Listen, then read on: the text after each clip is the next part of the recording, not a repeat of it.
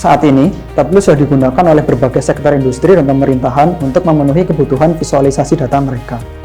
Kenapa mereka menggunakan Tableau? Karena Tableau memiliki berbagai keunggulan. Yang pertama, Tableau adalah sebuah BI tools yang sangat mudah digunakan. Para stakeholder, para business user yang tidak memiliki latar belakang IT dapat membuat dashboard sendiri, dapat melakukan analisa sendiri sesuai dengan kebutuhan mereka masing-masing.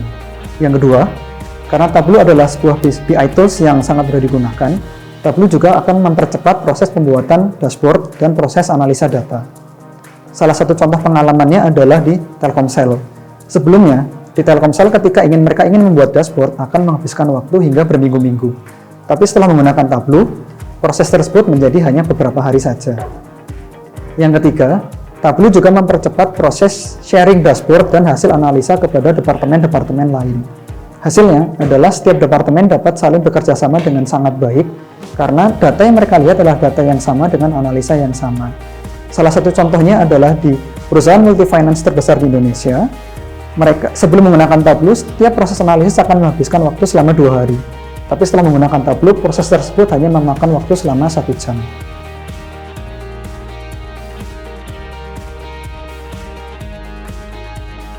Ada beberapa permasalahan yang sering terjadi pada saat pembuatan data visualization Tableau.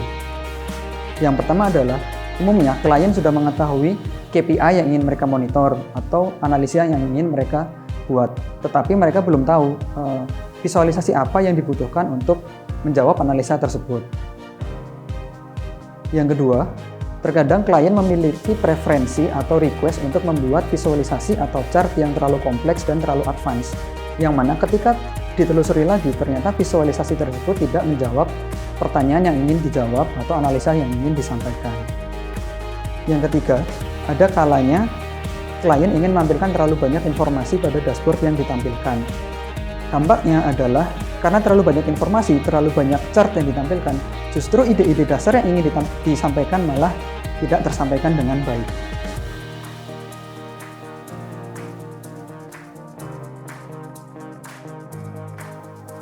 Beberapa tips pembuatan data visualization adalah, yang pertama, kita harus memahami analisa yang ingin kita sampaikan, supaya kita bisa memilih chart atau visualisasi yang sesuai dengan analisa tersebut. Misalnya, bar chart itu bisa kita gunakan untuk membandingkan beberapa kategori atau produk.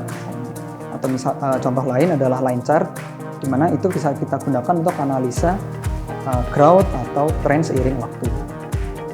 Yang kedua, less is more.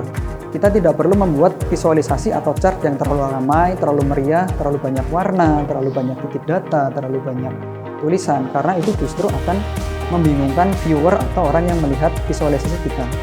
Kita harus menjaga supaya visualisasi itu tetap simple, tetap bersih, dan mudah dipahami. Yang ketiga, apabila diperlukan, kita bisa menambahkan teks seperti summary atau deskripsi untuk memperjelas poin-poin yang ingin kita sampaikan dari visualisasi yang kita buat.